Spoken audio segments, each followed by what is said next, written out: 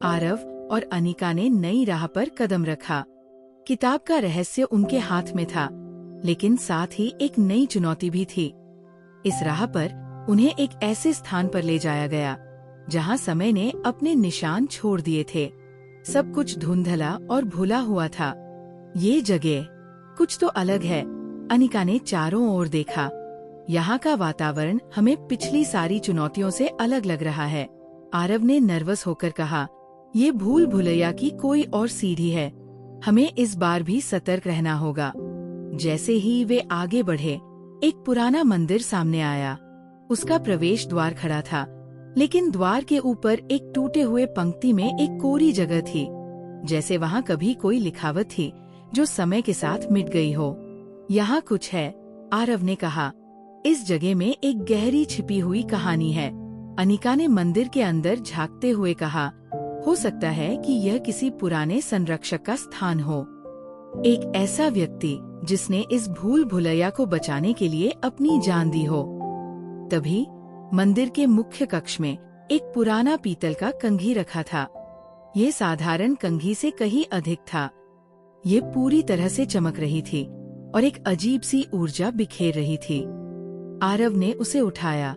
जैसे ही कंघी उसकी हथेली में आई, एक नरम लेकिन रहस्यमय आवाज उसके कान में गूंजी। मैं तुम्हें मदद करूंगा, आवाज ने कहा। अनिका ने तुरंत उसे देखा। क्या वह एक आत्मा है? आरव ने कंघी को संभालते हुए कहा, यह आवाज बहुत पुरानी है। शायद वह संरक्षक जो इस भूल भुलैया को नियंत्रित करता था।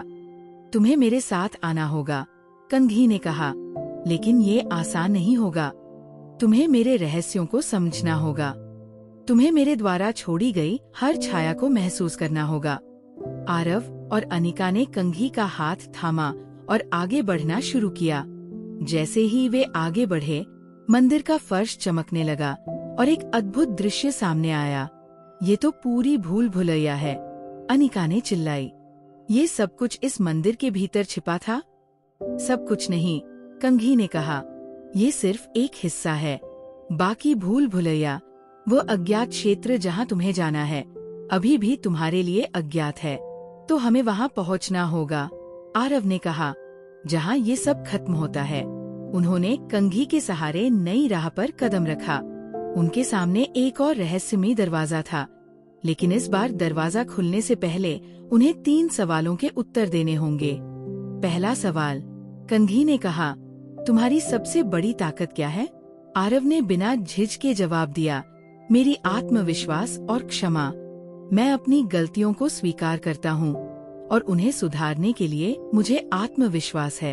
अनिका ने भी कहा, मेरी ताकत है मेरा साहस और मेरी दोस्ती।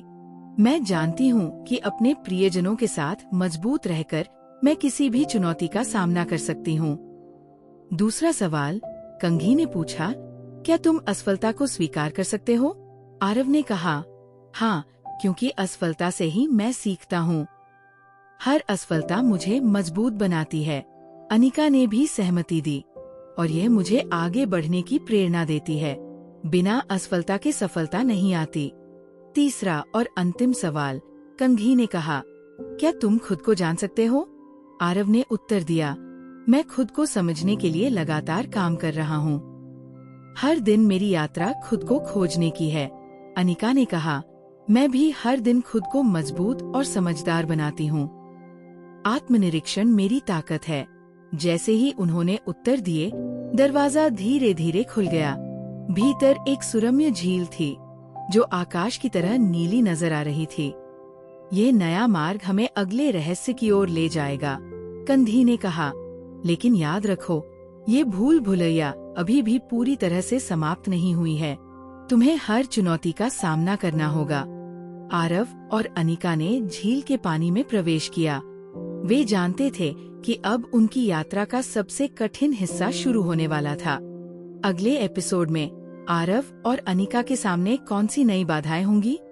क्या वे इस भूल भुलैया के अंतिम रहस्य को सुलझा पाएंगे?